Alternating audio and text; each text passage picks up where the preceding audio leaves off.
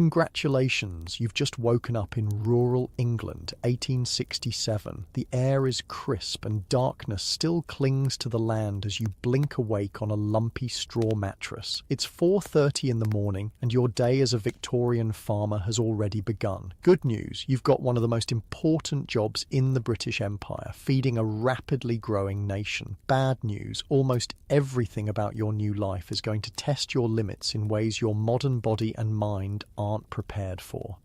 Your cottage stands as a humble testament to Victorian rural life, a small 2-up, 2-down dwelling with 2 cramped rooms downstairs and 2 even smaller bedrooms upstairs. The windows rattle with the morning breeze and several panes have been patched with paper where the glass has cracked.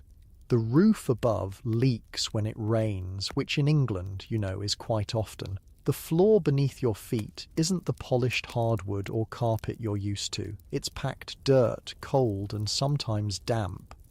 Outside, frost glitters on the fields in the first hint of dawn light. You pull on rough woolen clothing that immediately begins to scratch against your skin. These aren't the soft, treated fabrics of your time. This wool is coarse, minimally processed, and designed for function rather than comfort.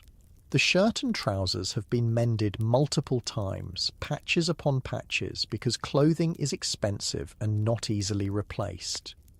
A small coal fire smoulders in the grate, providing barely enough warmth to take the edge off the morning chill. Your breath forms clouds in the air as you move about the cottage. The fire needs tending before anything else happens. Without it, there will be no breakfast, no hot water for washing, and no warmth to return to later. At least I can make a quick cup of coffee, you think to yourself. But wait. That's not an option. While the wealthy might enjoy coffee or tea with breakfast, you as a farm labourer likely make do with a thin porridge made from flour, a bit of butter and water. The porridge sits heavy in your stomach, offering calories but little flavour or comfort. You might add a small cup of ale, yes, even at breakfast, because the water isn't always safe to drink, and the small beer provides both hydration and a few extra calories for the work ahead. After choking down your breakfast, you step outside into the pre-dawn chill. There's no time to linger. The animals need tending, and the day's labour won't wait for you to adjust to this new reality. Your boots, stiff leather things with thin soles, offer minimal protection against the cold and damp as you trudge across the yard to the small barn. The animals greet you with impatient sounds. The cow needs milking, the chickens need feeding, and the pig in its sty grunts for its morning meal. These aren't just farm animals, they're your lifeline. The cow's milk, the chicken's eggs, and eventually the meat from your pig will supplement the meagre wages you earn. Without these creatures, your family would likely go hungry during the lean months. The cow regards you with suspicious eyes as you approach with a 3-legged wooden stool and a metal pail. You've never milked a cow before, have you? It's not as simple as it looks. Your fingers, still stiff with cold, struggle to find the rhythm needed to coax the milk from the udder. The cow shifts impatiently, a hoof dangerously close to your vulnerable toes. After several frustrating minutes, you manage to extract enough milk to half fill the pail, a poor showing by Victorian standards, but a start.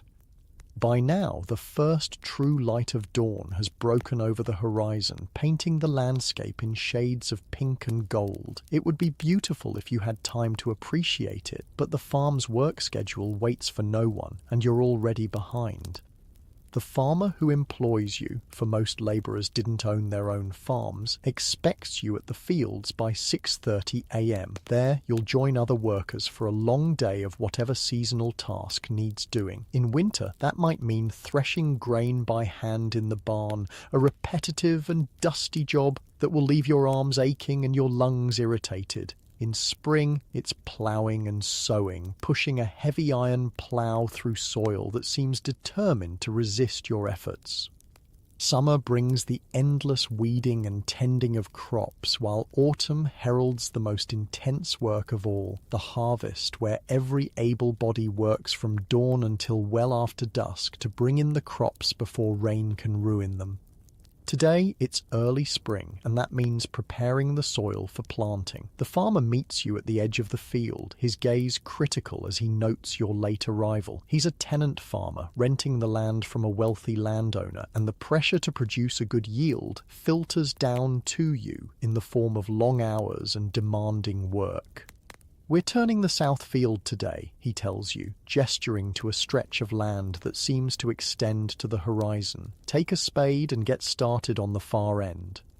You look at the tool he's handed you, a heavy iron spade with a wooden handle worn smooth by years of use. This isn't the lightweight garden tool you might be familiar with. This is a serious implement designed for turning large areas of soil, and it weighs enough that your arms begin to protest the moment you lift it. The good news is that by the 1860s, horse-drawn ploughs were common on many farms, alleviating some of the most back-breaking labour. The bad news? Not all tasks can be done with a plough, and many farms still relied heavily on manual labour for a variety of jobs. Today, you're part of that manual labour force. You make your way to the far end of the field, each step a reminder of how unprepared your body is for this work. Modern life, with its cushioned shoes, ergonomic chairs, and general lack of physical demands, has not prepared you for the strain you're about to endure. The first plunge of the spade into the soil requires more force than you anticipated. The ground, still partly frozen from the winter chill, resists your efforts. You put your weight behind it, and finally the blade sinks in. One down, thousands more to go. Within an hour, blisters have formed on your hands. Despite the calluses the original owner of this body might have built up over years of similar work. By midday, those blisters have burst, leaving your palms raw and stinging. The sun climbs higher, but the spring air remains cool, a small mercy as sweat begins to soak your rough cotton shirt. There are no breaks, save for a brief pause at midday to consume a simple meal of bread and perhaps a bit of cheese or cold bacon if you're fortunate. Water comes from a shared jug passed among the workers, another shock to your modern sensibilities accustomed to individual water bottles and concerns about germs. As the day wears on, muscles you didn't know you had begin to scream in protest. Your lower back throbs, your shoulders burn, and your legs tremble with fatigue. But stopping isn't an option. Farm work in Victorian England wasn't measured by hours, but by daylight. You work until the job is done or until it's too dark to continue. Around you, the other labourers continue their work with the steady rhythm of those accustomed to such demands. Many have been doing this kind of labour since childhood, their bodies shaped by years of physical toil. Children as young as 6 or 7 would be expected to help on the farm, scaring birds away from newly planted fields, gathering stones, or helping with the harvest. By age 12, most would be working almost full adult days. You notice one of these children now, a boy of perhaps 10 carrying water to the workers. His clothes are patched and too small, his face smudged with dirt, but there's a resilience in his movements that speaks to his adaptation to this hard life. This isn't just the way of farming, it's the reality of Victorian childhood for many. The afternoon stretches endlessly before you. Your modern concept of time, governed by clocks and convenient divisions, dissolves into a continuous flow of labour marked only by the sun's position and the increasing protests of your body. There are no smartphones to check, no music to distract you, no podcasts to make the time pass more quickly. Just the repetitive motion of the spade, the resistance of the soil, and the growing certainty that you weren't built for this life. By late afternoon, when the sun begins its descent toward the horizon, you've covered perhaps half the area you were assigned. The farmer frowns at your progress, but says nothing. Words aren't necessary to convey his disappointment. The other workers will have to take up your slack, adding to their already considerable burden. As twilight approaches, you're finally allowed to set aside your tools and begin the trudge back to your cottage. Every step is an effort, your muscles trembling with exhaustion, your hands raw and bleeding in places. You've completed less than a full day's work by Victorian standards. and already you're more physically depleted than you've ever been in your modern life. Back at the cottage, there's no hot shower waiting to soothe your aching muscles. Instead, there might be a basin of cold water for a cursory wash of face and hands before the evening meal. Another simple affair of perhaps potatoes, cabbage, and if you're lucky, a small piece of salt pork or bacon. Meat was a luxury for farm labourers, often reserved for Sundays or special occasions. Your small vegetable garden and the animals you tend are crucial supplements to this diet. Without them, malnutrition would be a constant companion, as it was for many poor rural families. The physical demands of farm labour required substantial calories, but the wages rarely stretched far enough to provide adequate nutrition. After eating, there are still evening chores, animals to feed again, perhaps wood to chop for tomorrow's fire, water to fetch from the well or pump. Even your children, if you have them, are not exempt from these tasks. Everyone works in a Victorian farm family. It's the only way to survive. When darkness falls completely, illumination comes from perhaps a single candle or an oil lamp, if you can afford it. This weak light is nothing like the bright electric lights you're accustomed to. Reading, if you're even literate, becomes a strain on the eyes, and most activities requiring fine detail must wait for daylight.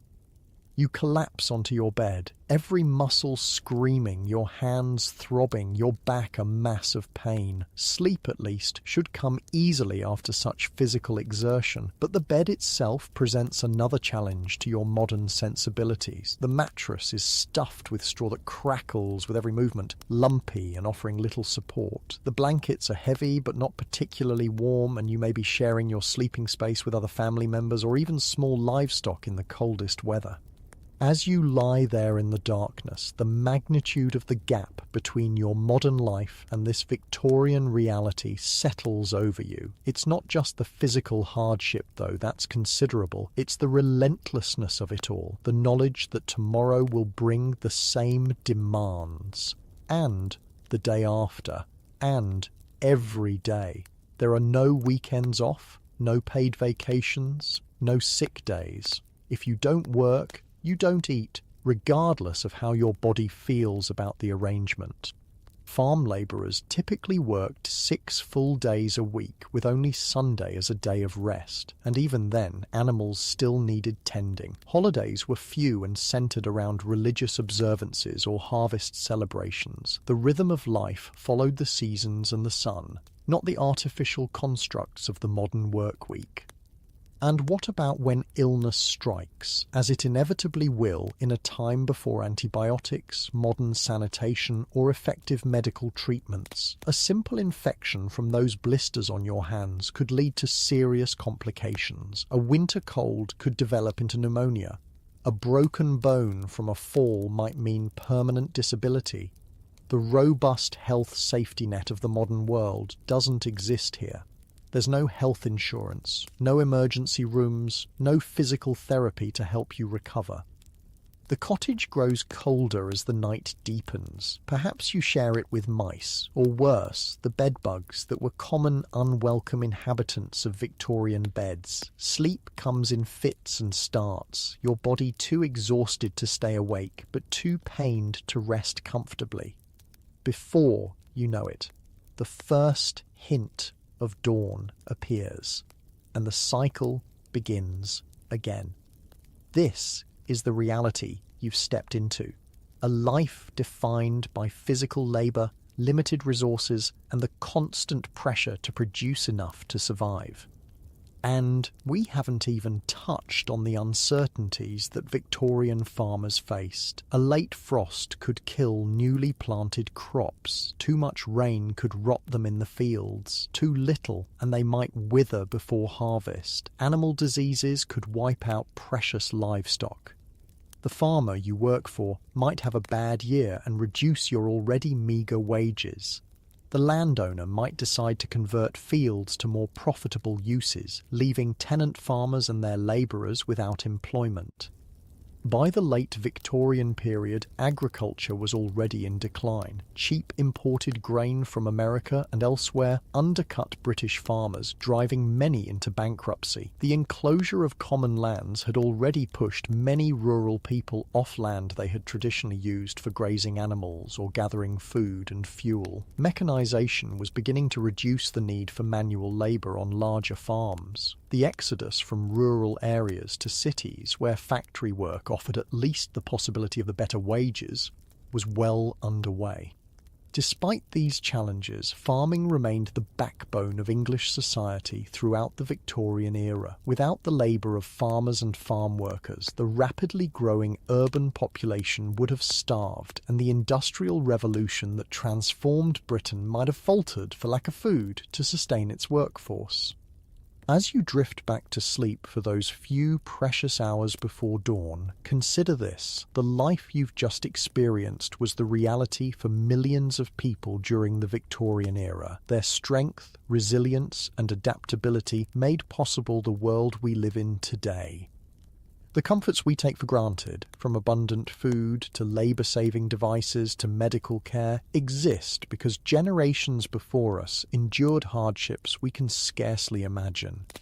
So why wouldn't you last a day as a Victorian farmer? It's not just about the physical demands, though those are formidable. It's about a fundamentally different relationship with work, time, comfort, and survival itself. Modern life has insulated us from many of the harsh realities our ancestors faced daily. We've lost the calluses, both literal and figurative, that made such a life endurable.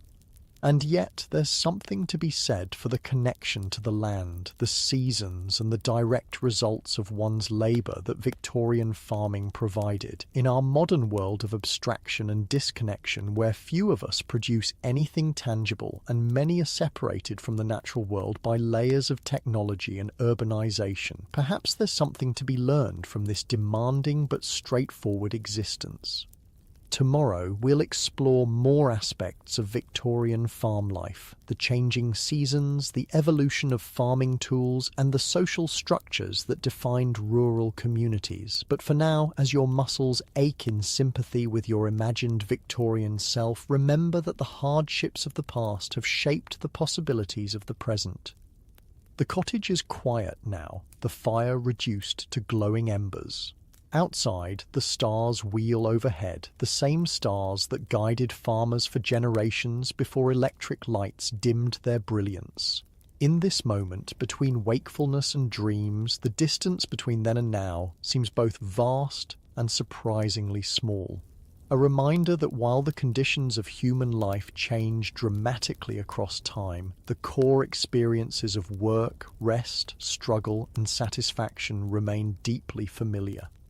Sleep well, knowing that tomorrow, unlike your Victorian counterpart, you can wake to a world of choices and comforts unimaginable in the 1800s. The greatest luxury of all, the faint glow of morning sun filters through the small window of your cottage, marking the start of a new day in your Victorian farming life. As you stretch your aching limbs and feel the protest of muscles unaccustomed to yesterday's labour, the changing seasons of farm life stretch before you like an unending cycle of challenges and small victories. Spring on a Victorian farm brings with it both promise and peril. The good news is that the darkest, coldest days of winter are behind you, and the land is ready to burst into new life. The bad news? This season demands some of the most physically intensive work of the entire year. Preparing fields and sowing crops that won't yield their rewards for months to come. The rhythm of the agricultural year governs everything in rural Victorian England. Each season brings its own set of tasks, challenges, and small pleasures, all dictated by the weather and the natural cycles of growth and harvest. As you step outside, the morning air carries the earthy scent of soil warming under the spring sun. Today, like most days in early spring, will be devoted to the essential task of preparing the land for planting. But first, there are the animals to tend to, your daily companions in this Victorian farming life. In the small barn attached to your cottage, the cow lows softly, udder full and ready for the morning milking. Victorian farmers, you're learning, maintain a close relationship with their livestock. These animals aren't just sources of food and income, but often treated almost as extended family members. Each has a name and personality well known to their keepers. Your cow, Daisy, is more patient with your clumsy milking attempts this morning. Your hands, raw from yesterday's blisters, struggle with the task, but you're beginning to find the rhythm that makes the milk flow more easily into the pail. The sound of milk hitting the metal creates a gentle, musical pinging that marks the start of every farming day. Once the milking is complete, you strain the liquid through a clean cloth to remove any debris. Cleanliness is taken seriously even in this age before germ theory is widely understood. Some of the milk will be set aside to allow the cream to rise for butter making, a task typically done by women and older children in the household. The rest might go to nearby houses if you have enough to spare, providing a small but crucial addition to your income. With the morning chores complete, you join the other farm workers heading to the fields. The tenant farmer who employs you approaches with a different task for today. "We're sowing the spring wheat today," he explains, gesturing to several large sacks. "The ground's ready in the north field." Spring sowing is a critical task that will determine the success or failure of the coming harvest. In the Victorian era, farming still relies on a deep understanding of soil, weather patterns, and timing that has been passed down through generations. You're handed a canvas bag that hangs from a strap across your body. Into this, you scoop grain from the sacks, precious seeds that represent the farmer's investment in the future. Before mechanical seed drills became common, many farmers still broadcast seeds by hand, a practice requiring skill and an even measured walking pace. "Watch Thomas," the farmer suggests, pointing to an older worker who is already moving across the field with practiced steps. Thomas reaches into his bag, grasps a handful of seeds, and with a sweeping motion of his arm, casts them in a perfect arc across the soil. His movements are rhythmic, almost graceful. Step, reach, throw, step, reach, throw, covering ground with remarkable consistency. Your first attempts are less successful. Seeds clump in some spots and leave bare patches in others. Thomas pauses his work to give advice. "Keep your pace steady," he suggests, "and let your arm follow the same path each time. It takes practice, but your body will learn the memory of it." By midday, your arm aches from the repetitive motion, but you've begun to find the rhythm Thomas described. There's something meditative about the process once you settle into it. The weight of the seeds in your hand, the arc of your throw, the soft patter as they fall to the prepared earth. Behind the seed broadcasters come workers with harrows, large rake-like implements pulled by horses that cover the seeds with soil. This partnership between man and beast is essential to Victorian farming. The horses are powerful draft animals, bred for their strength and endurance. Usually Shire horses or Clydesdales with broad chests and thick feathered legs that seem like moving pillars as they pull equipment across the fields. Working alongside these animals requires a relationship of trust and clear communication. The ploughmen and drivers talk to their horses constantly, using special words and clicks to direct their movements. G to turn right, haw to turn left, a specialized language developed over centuries of partnership. The horse's breath creates clouds in the cool spring air as they strain against their harnesses, their massive muscles rippling with effort. The metal harrow bounces and scrapes across the freshly seeded ground, covering the precious grain and protecting it from hungry birds that circle hopefully overhead. While the men work the fields, women's labour is equally vital to the farm's success, though often less visible in historical accounts. Inside the farmhouse and cottage, the farmer's wife and daughters, along with female workers, manage a continuous cycle of essential tasks. In the dairy, women churn butter and make cheese, activities requiring strength, skill, and careful timing. The butter churn, a tall wooden barrel with a staff inside, demands constant, vigorous pumping to transform cream into butter. It's an exhausting process that might take hours of repetitive motion before the cream suddenly breaks and forms butter globules. Cheese making is even more complex, involving careful temperature control, the addition of rennet, an enzyme from calves' stomachs that causes milk to separate into curds and whey, and the pressing and aging of the final product. A good cheesemaker is highly valued, their skills often passed down through generations. Other women tend gardens that provide essential vegetables for the family table, preserve foods for the winter months, manage poultry, and handle the endless cycle of household tasks: cooking, cleaning, washing, mending, and childcare. This domestic labor is the foundation that allows field work to continue uninterrupted. As noon approaches, the work in the field pauses briefly for a simple midday meal. The farmer's wife and daughters appear with baskets containing bread, cheese, perhaps some cold bacon, and jugs of small beer or cider. The workers gather in the shade of a large oak at the field's edge, grateful for the brief respite. The conversation turns to the weather, as it often does among farmers whose livelihoods depend so directly on nature's whims. "Skies building up in the west," observes Thomas, chewing thoughtfully on a piece of bread. "Might have rain by evening." Weather forecasting in Victorian times relies not on satellites or computer models, but on generations of observed patterns and natural signs. Red sky at night, shepherd's delight. Red sky in morning, shepherd's warning. The behavior of animals, the direction of wind, the shape of clouds, all are read like a constantly changing almanac written in the sky.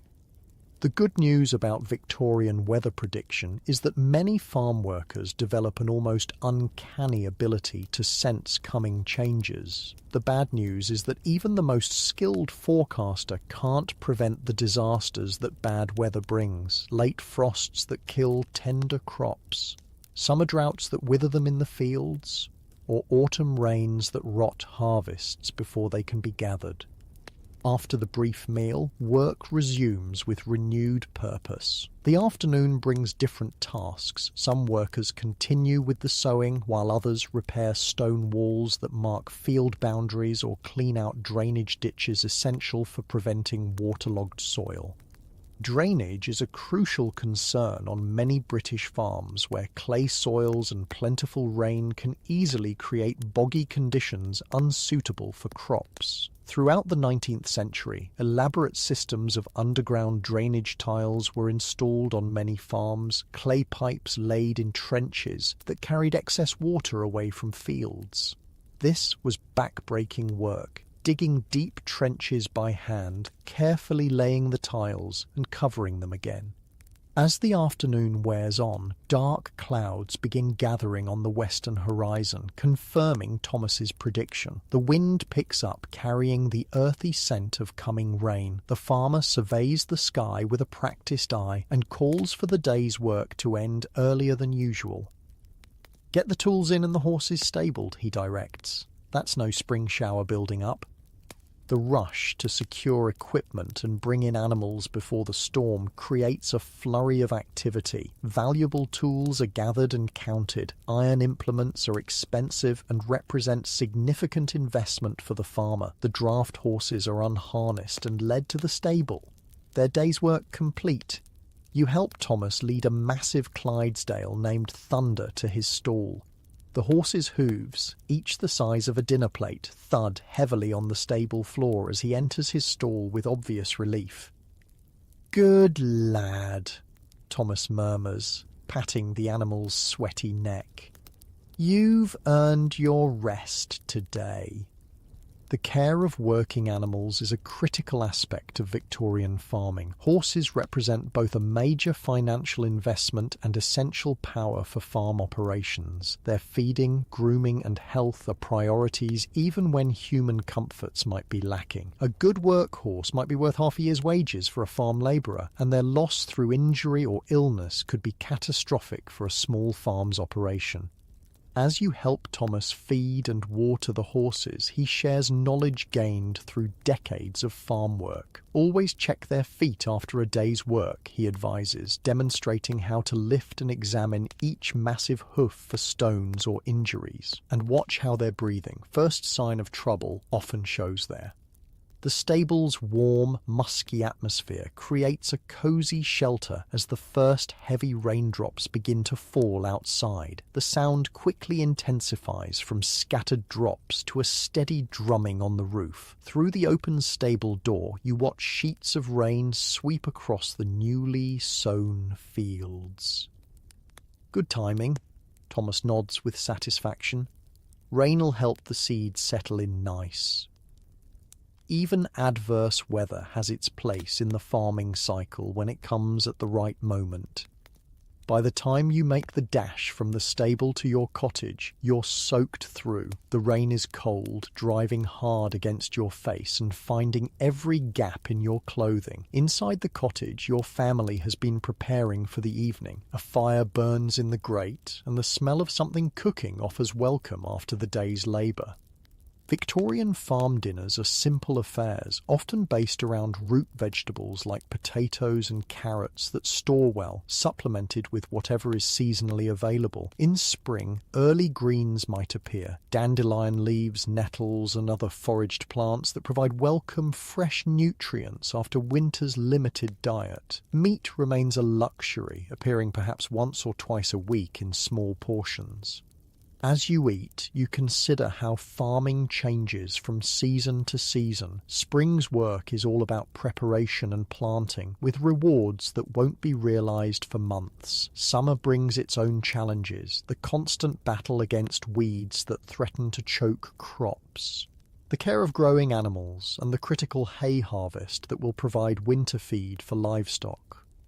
Haymaking is one of the most weather-dependent tasks in the farming year. The grass must be cut when mature, but before it loses its nutritional value, then dried thoroughly before being stored. Too much rain during this process can ruin the crop, causing it to rot rather than dry. The entire farm community often comes together for this critical harvest, with all hands employed in cutting, turning, gathering, and stacking the hay. Autumn brings the cereal harvests, wheat, barley, oats, the culmination of the year's work and the time when a farm's success or failure is truly determined. The wheat you helped sow today won't be harvested until late summer or early autumn, months of growth and vulnerability to weather, pests, and disease still ahead. Winter, which you've just emerged from, is a time of maintenance rather than growth, repairing tools and buildings, caring for livestock, and processing preserved foods that must sustain both humans and animals until spring returns. It's also the season when farm workers are most vulnerable to unemployment, as fewer hands are needed for winter tasks.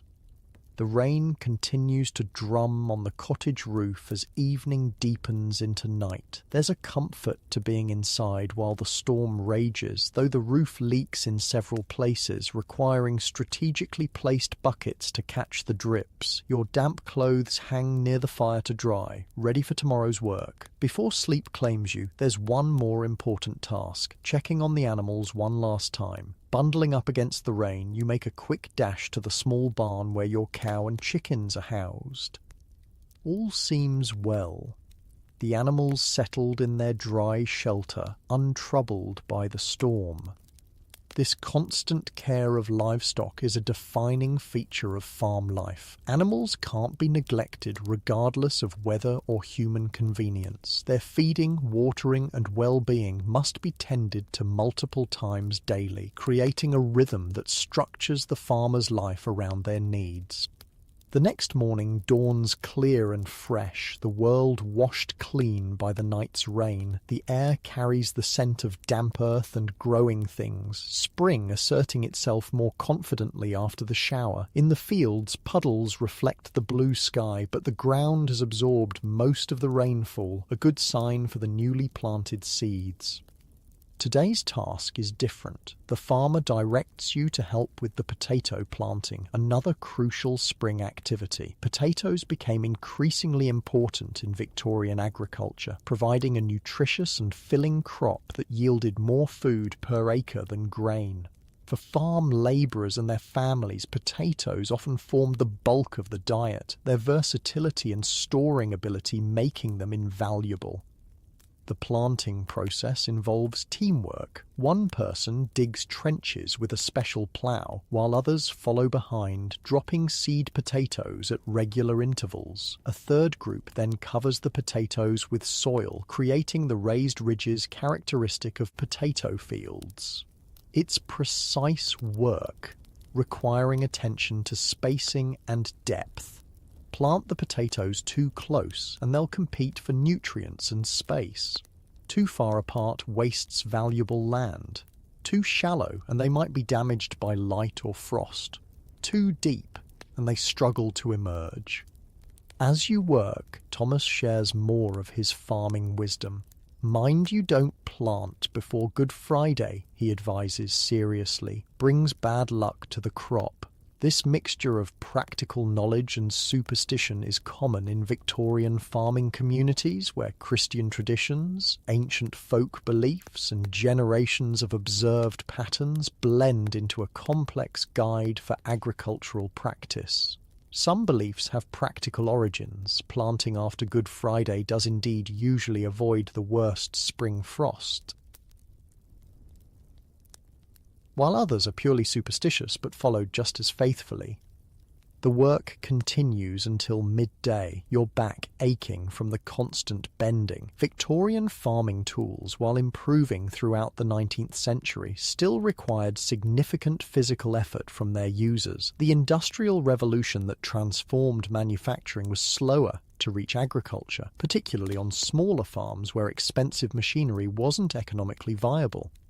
After the midday meal, you're introduced to a relative novelty, a mechanical seed drill that has recently been purchased by the farmer. This device, drawn by horses, creates furrows, drops seeds at regular intervals, and covers them all in one operation. What would take several workers all day to accomplish by hand can be done in hours with this machine. Future of farming, that is, Thomas comments, though his tone suggests mixed feelings about the innovation. For farm workers, such machinery brings efficiency, but also the threat of reduced employment. A single machine operated by one man might replace several labourers, a concern in communities where alternative employment is scarce. By the 1860s, various machines were transforming aspects of farming. Mechanical reapers for harvesting grain, threshing machines that separated grain from stalks far faster than hand flailing, and steam-powered equipment that began to replace horsepower on larger farms. Yet, adoption was uneven, with many smaller farms continuing to use traditional methods well into the late 19th century. As afternoon turns toward evening, the physical toll of consecutive days of farm labour becomes increasingly apparent. Your modern body, unused to such sustained exertion, protests with every movement. Muscles you didn't know existed ache deeply, and your hands, despite developing calluses, remain tender and sore. Victorian farm workers developed physical conditioning that modern people can scarcely imagine. Years of manual labour from childhood created bodies adapted to specific tasks, broad shoulders and strong backs for ploughing, nimble fingers for detailed tasks like shearing or milking, endurance that allowed for 12-hour workdays throughout the growing season. The good news is that your body would eventually adapt to these demands if you remained in this time. The bad news is that such adaptation often came at a cost. Joint problems, early arthritis, and other physical ailments that frequently plagued agricultural workers as they aged. The medical realities of Victorian rural life present another stark contrast to modern expectations. Minor injuries that today would warrant little concern, cuts, sprains, or broken bones, could be debilitating or even life-threatening in a time before antibiotics and modern medical procedures. Farm accidents were common and often serious. Horses could kick or trample, machinery could catch clothing or limbs, tools could slip with devastating consequences. Even without accidents, the cumulative damage of hard physical labor took its toll over time, aging workers prematurely. When illness struck, treatment options were limited. Country doctors, if available at all, had few effective medicines and limited diagnostic tools. Many rural families relied primarily on traditional remedies, herbal preparations, poultices, and treatments passed down through generations, some effective, others merely traditional with little medical value. The evening brings another aspect of Victorian farm life, the social connections that bound rural communities together. As you finish the day's work, one of the other labourers mentions that the blacksmith's forge will be open late tonight, with several farmers gathering there. The village blacksmith represents a crucial support for agricultural communities.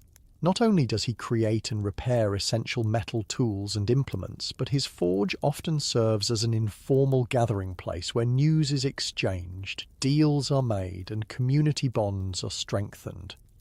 The blacksmith's shop glows with orange light as you approach, the rhythmic clanging of hammer on anvil audible from a distance. Inside, the heat from the forge creates a welcome warmth against the cool spring evening. Several local farmers and workers have already gathered, perched on makeshift seats or leaning against walls as they talk.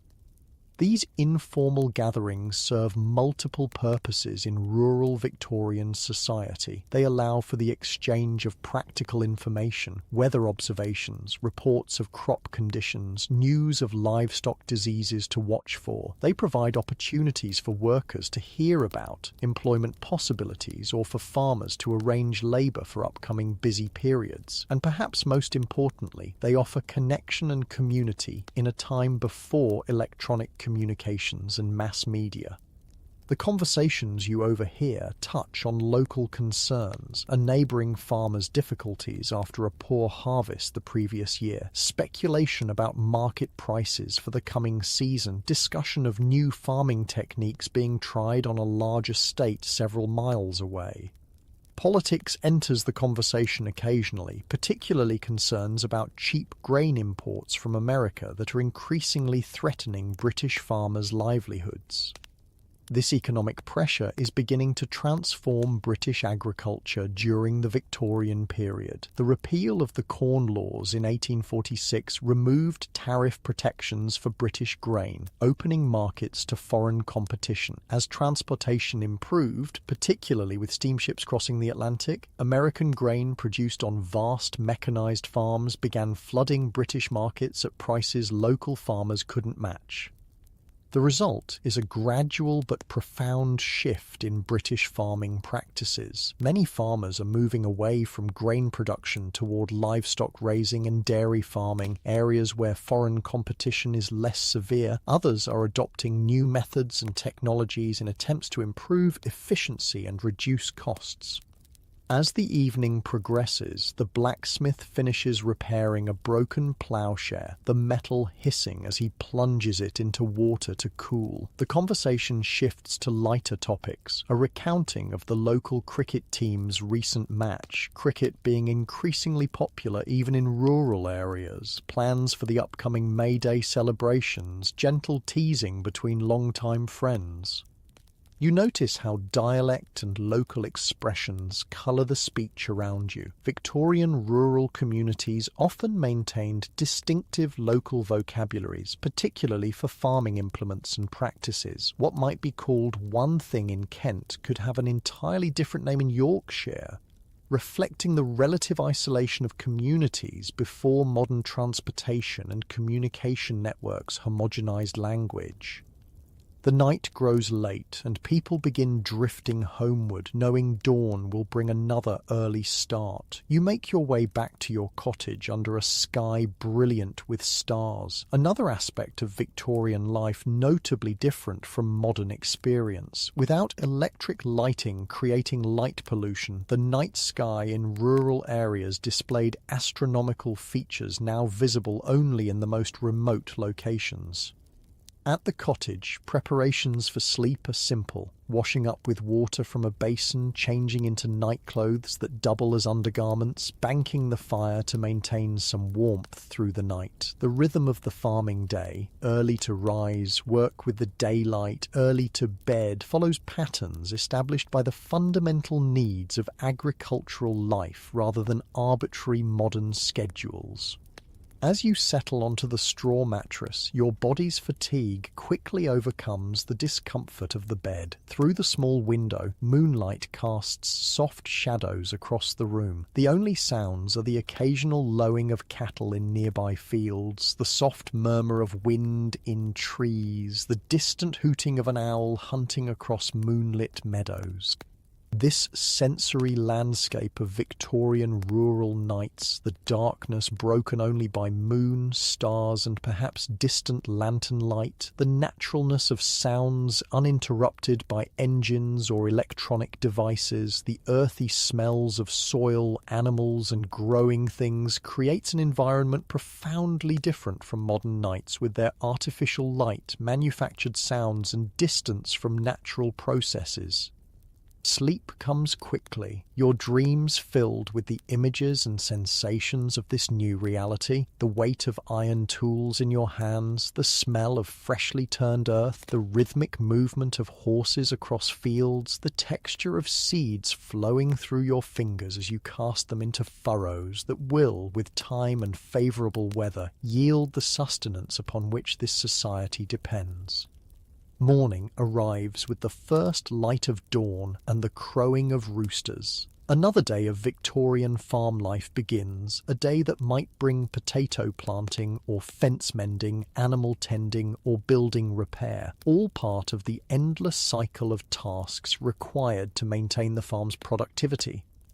As spring advances into early summer, you witness the results of earlier labours beginning to show. Tender green shoots emerging in the wheat fields, potato plants pushing through the soil in neat rows, fruit trees in the small orchard behind the farmhouse covered in blossoms that promise autumn bounty. There's a satisfaction in seeing these tangible results of work, a directness to the relationship between effort and outcome that modern occupations often lack. Victorian farmers might struggle against weather, pests, diseases, and economic forces beyond their control, but they could see the direct results of their labour in the growing crops and thriving animals their work produced. This connection to natural cycles and visible outcomes created meaning in work that, despite its physical demands and limited material rewards, offered something increasingly lost in the industrial jobs that were drawing many rural workers to cities during this period, a sense of purpose and connection to both land and community that transcended mere economic transaction.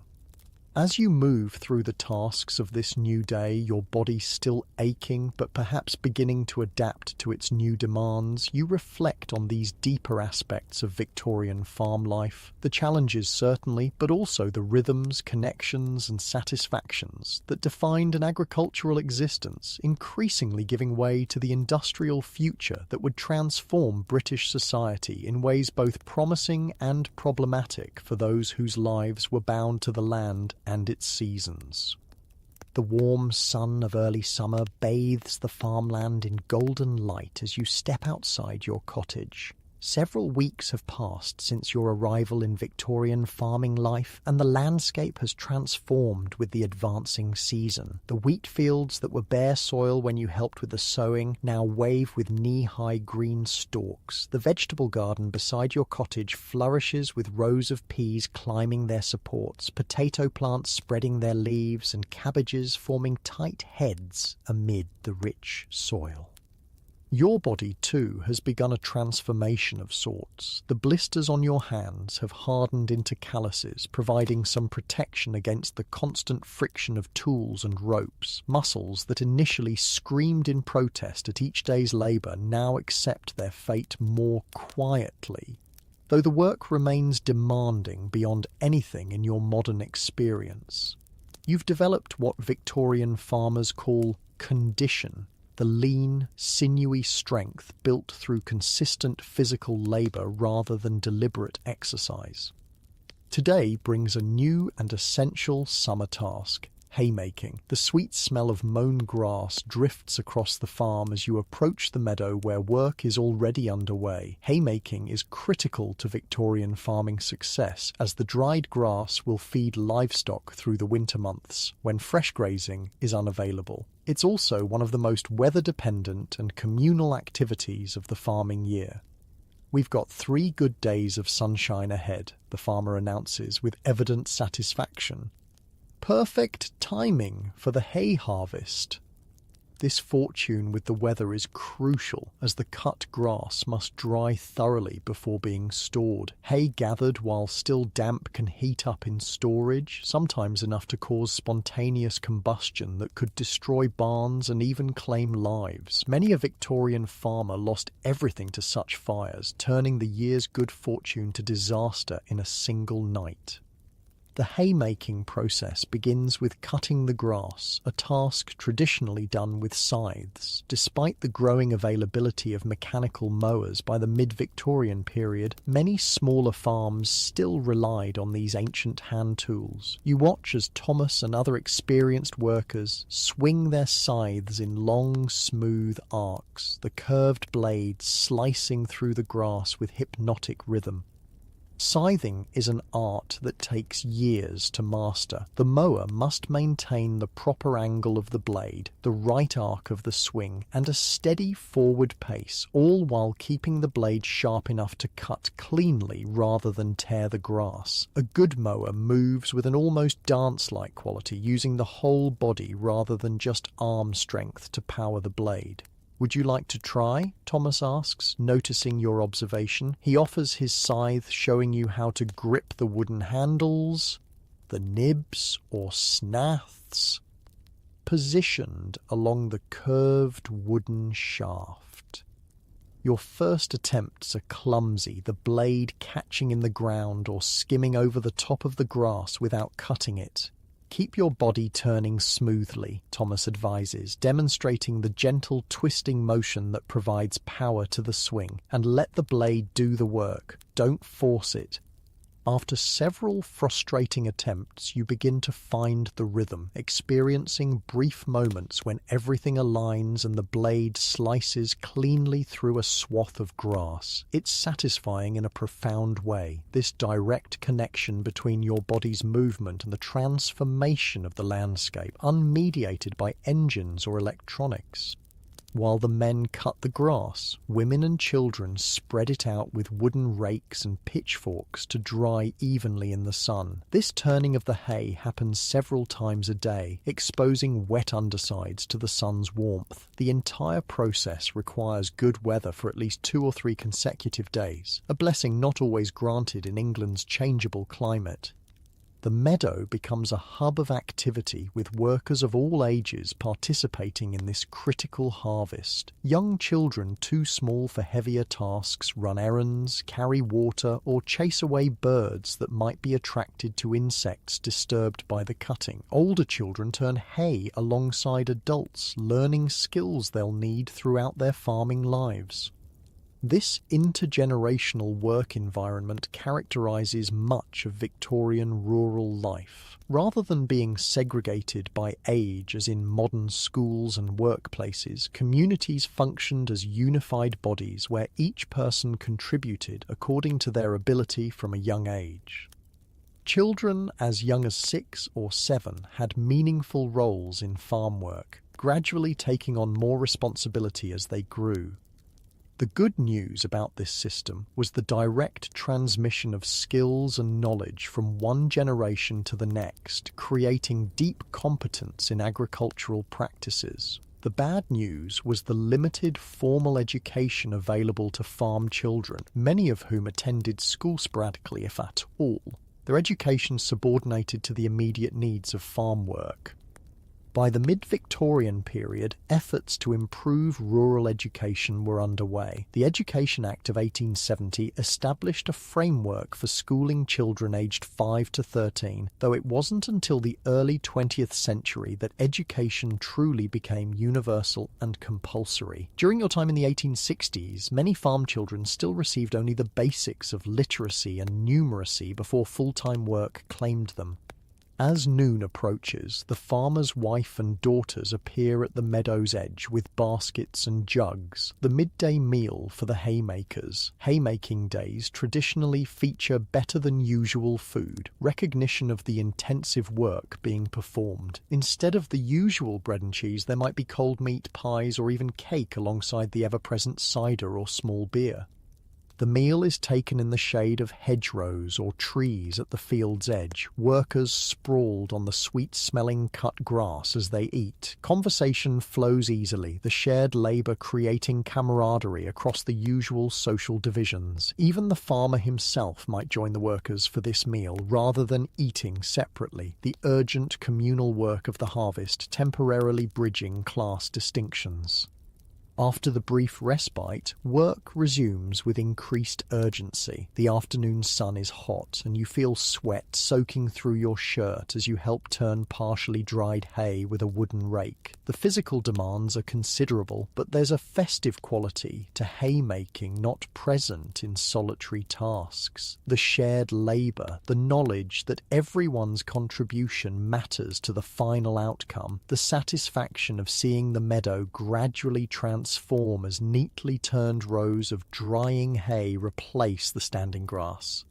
By late afternoon, Thomas announces that the hay turned earliest in the day is ready for gathering into haycocks, small conical piles that protect the hay from dew while allowing continued drying. You learn to gather armfuls of hay and arrange them with the stems pointing outward and downward, creating structures that will shed rain if unexpected showers come during the night.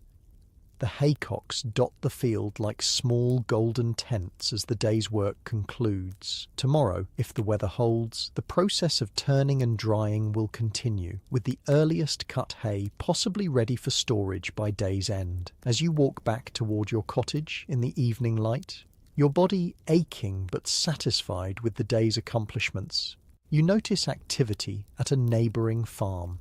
A horse-drawn wagon loaded with various goods is pulling away, and several people stand talking in the yard.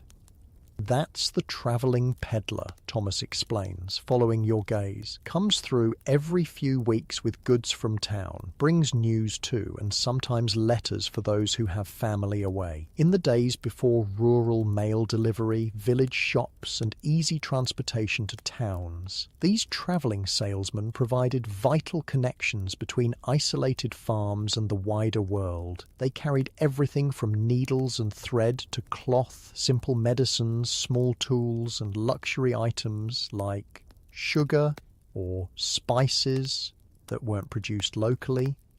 Beyond the goods they sold, peddlers served as informal news networks carrying stories and information between communities. In an age before telephones, radio, or television, these human connections were essential channels for learning about events beyond one's immediate surroundings.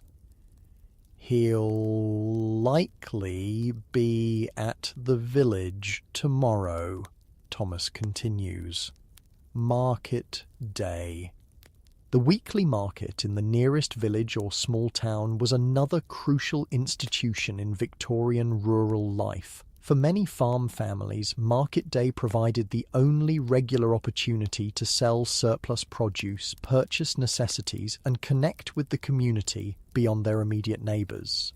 The next morning, having completed your essential chores at dawn, you're granted permission to visit the village market. It's a 3-mile walk along lanes bordered by hedgerows, white with hawthorn blossoms, the air sweet with their scent and alive with insects buzzing between flowers.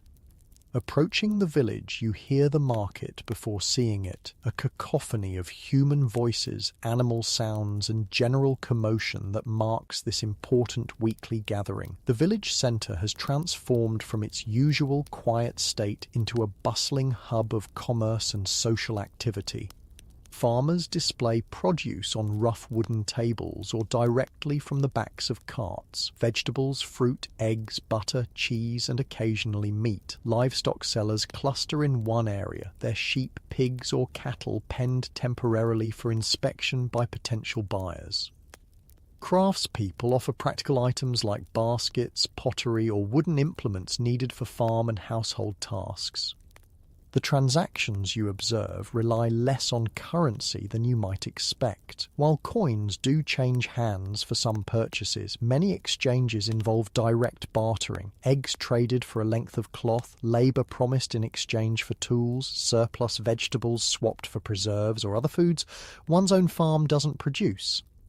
This informal economy functions alongside the more formal cash transactions, creating a resilient system that allows community members to meet their needs even when money is scarce. It relies on direct relationships and trust built over years of interaction, very different from the anonymous transactions of modern commerce. Beyond its economic function, Market Day serves crucial social purposes. Farm families who might go days without seeing anyone outside their immediate household use this opportunity to exchange news, arrange future cooperative work, discuss common problems, seek advice, and maintain the community bonds essential to rural survival. You notice how these interactions follow invisible but clearly understood social patterns. The farmer's wife, who sells butter and eggs, greets different customers with subtle variations in manner, reflecting their relative social positions. A prosperous tenant farmer receives deference from labourers while himself showing respect to the local landowner who briefly visits the market. Children weave through the crowd on errands for parents, already learning the complex social choreography that will guide their adult interactions. As you browse the market stalls, you overhear conversations that reveal common concerns of Victorian farming communities. "Lost 3 lambs to that fox," one shepherd tells another. "Set traps, but the cunning devil avoids them all." Wildlife predation represented a significant threat to farm profits, with foxes, weasels, and birds of prey taking a toll on poultry and young livestock. Another conversation turns to crop diseases. "My neighbour's potatoes are showing the blight already. Hope it doesn't spread this year." The potato blight that caused the devastating Irish famine of the 1840s remained a dreaded possibility for British farmers, capable of destroying entire crops in days. Animal diseases created even greater anxiety, as they could quickly spread through valuable livestock. "Keep your new cow separate for a fortnight," an older farmer advises a younger man who's just purchased an animal. "Make sure she's not bringing anything onto your farm." Without modern veterinary medicines, diseases like foot and mouth, anthrax, or bovine tuberculosis could ruin a farm's economy and potentially spread to humans. These everyday concerns, predators, plant diseases, animal illnesses, represented constant threats to agricultural success that required vigilance, traditional knowledge, and community information sharing to manage. The market served as an informal clearinghouse for such vital information, transmitting warnings and solutions throughout the farming community. As noon approaches, the pub at the market square fills with farmers and traders taking a break from their business. While Victorian temperance movements were beginning to influence drinking habits, alcohol remained central to rural social life. Beer or cider was considered a normal part of daily consumption for working men, viewed as providing necessary calories and hydration for physical labour. Inside the pub, conversations grow louder and more animated as drinks flow. You observe another important aspect of market day, the negotiation of labour arrangements and land usage. A farmer arranges to hire extra help for an upcoming harvest. Two neighbours resolve a dispute about drainage between their fields. A cooper, a barrel maker, agrees to supply new containers for the autumn apple pressing, to be paid partly in cash and partly in the resulting cider. These informal arrangements, often sealed with nothing more than a handshake, formed the working infrastructure of rural communities. Without lawyers or written contracts, such verbal agreements carried the full weight of community enforcement. Breaking one's word could result in damaged reputation and future difficulty finding work or trading partners. As afternoon progresses, the market begins to wind down. Farmers pack unsold goods back into carts, livestock are led away to their destinations, and the village slowly returns to its usual quieter state. You purchase a few small items, a bone comb, some thread for mending, and a precious orange that will be a rare treat back at the cottage, before beginning the walk home. The road back to the farm offers time to reflect on the social complexity you've observed. Despite its apparent simplicity compared to modern urban life, Victorian rural society operated with intricate systems of mutual support, obligation, status recognition, and information exchange. These systems, developed over generations, created resilience in communities facing constant challenges from weather, disease, and economic pressures. Returning to the farm, you find haymaking continuing in your absence. The hay is drying well in the continued sunshine, and preparations are underway for the final stage, gathering it into storage for the winter months. This process involves building large stacks in the field, or transporting the hay to the barn, where it will be carefully arranged to maximize storage space while allowing proper ventilation. Building a proper haystack is another skill requiring specialized knowledge. The stack must shed water through its precisely angled sides and top, maintain its shape through settling, and allow for internal ventilation to prevent dangerous heating. The best builders of haystacks are respected specialists in farming communities, their expertise sought after during harvest season.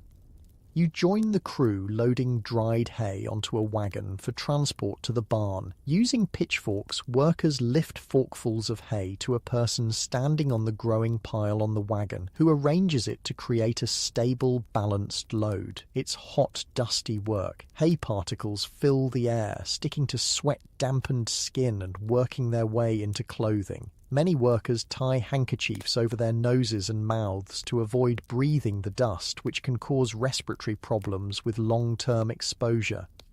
The loaded wagon, pulled by two massive draft horses, creaks under its burden as it moves slowly toward the barn. There, the unloading process begins, a reverse of the loading, with hay pitched from the wagon into the barn loft where it's carefully arranged for storage.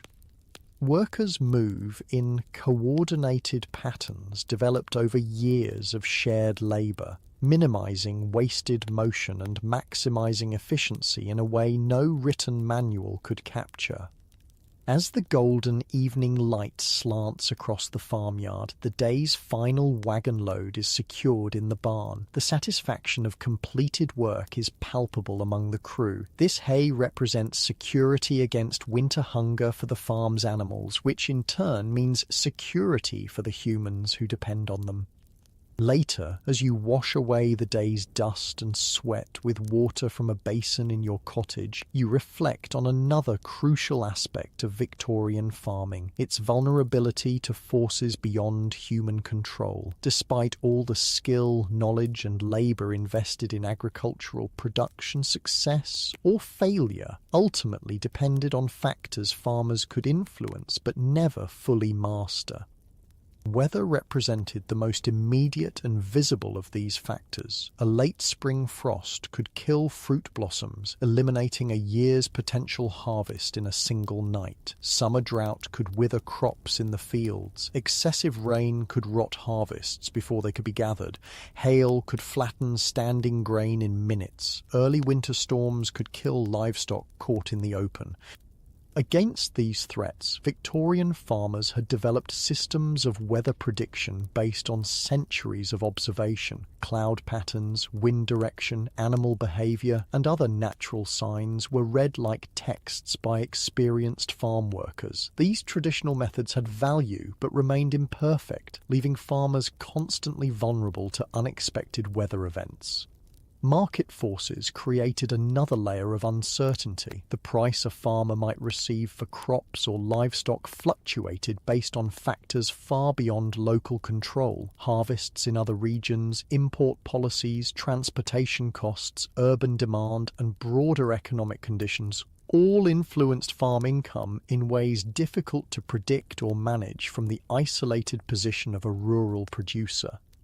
During the Victorian period, these economic pressures intensified as agriculture became increasingly commercialised and integrated into national and international markets. The railway network that expanded rapidly across Britain during the mid-19th century brought benefits in terms of access to markets, but also exposed local producers to competition from distant sources, particularly as shipping improved and grain from North America and meat from Australia became available in British markets. The introduction of new technologies created both opportunities and challenges for Victorian farmers. Mechanical reapers, threshers, seed drills, and other innovations increased efficiency but required capital investment beyond the means of many smaller farms. Those who could afford the new machinery gained competitive advantages, while others struggled to maintain traditional methods in an increasingly mechanized agricultural economy. These overlapping vulnerabilities to weather, market forces, technological change, and myriad other factors created a context of persistent uncertainty for Victorian farming communities. In response, they developed intricate social support systems, from informal labour sharing to more structured arrangements like friendly societies that provided basic insurance against illness or funeral costs. As darkness falls outside your cottage window, the farm grows quiet except for occasional animal sounds. Another day of Victorian agricultural life concludes, one small piece in the ancient cycle of growth, harvest, and renewal that has shaped human experience since the earliest settlements. You've begun to understand, in your body and mind, something of what it meant to live within this cycle as a Victorian farmer. The physical demands, the specialised knowledge, the social interconnections, the seasonal rhythms, and the constant negotiation with forces beyond human control.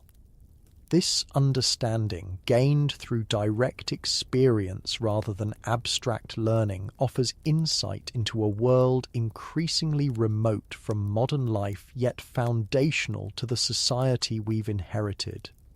Sleep comes quickly after the day's exertions, your dreams filled with the sensory richness of this Victorian rural existence. The smell of fresh-cut hay, the texture of soil between your fingers, the sound of scythes slicing through grass, the taste of simple food made satisfying by honest hunger, the sight of stars wheeling above fields your labour has helped to cultivate.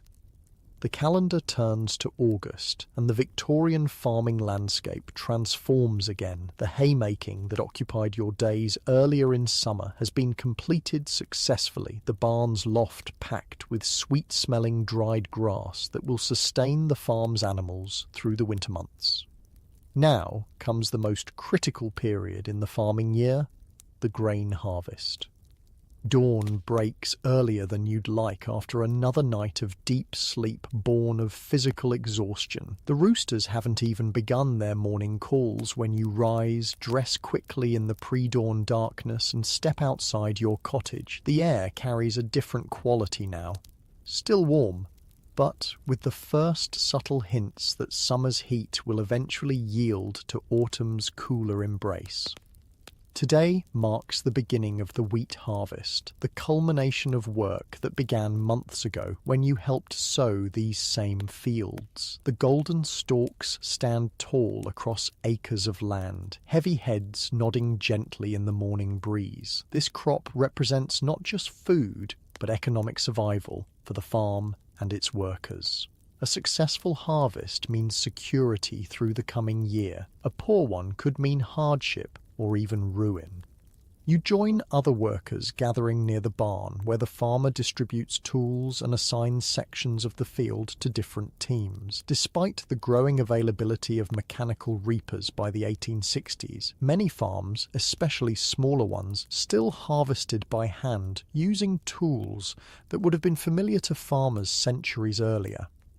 Thomas hands you a sickle, a curved blade attached to a short wooden handle. Unlike the long-handled scythe used for haymaking, the sickle requires the user to bend close to the ground, grabbing bunches of wheat stalks with one hand while cutting them with the other. It's precise, but slow work, and harder on the back than scything.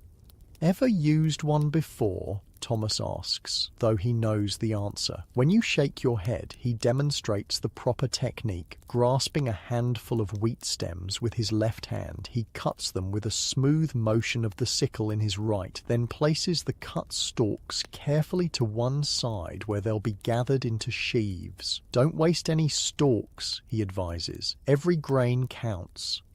This carefulness reflects the value placed on the crop. In an age before global supply chains and food security, waste wasn't merely inefficient, it threatened survival. Victorian farm workers developed techniques that maximized harvest from every planted field, gathering crops with a thoroughness modern mechanical harvesting can't match. You follow Thomas into the field, joining a line of workers moving steadily through the standing wheat. The work requires a rhythm, grab, cut, place, grab, cut, place, that your body gradually finds after several clumsy attempts. The morning dew soaks your lower legs as you move through the crop, and tiny insects disturbed from their homes in the wheat field fly up around you. Behind the reapers come the gatherers, often women and older children who collect the cut stalks into bundles called sheaves. These are bound together with twisted strands of the wheat itself, a technique requiring considerable skill to create bindings tight enough to hold through subsequent handling.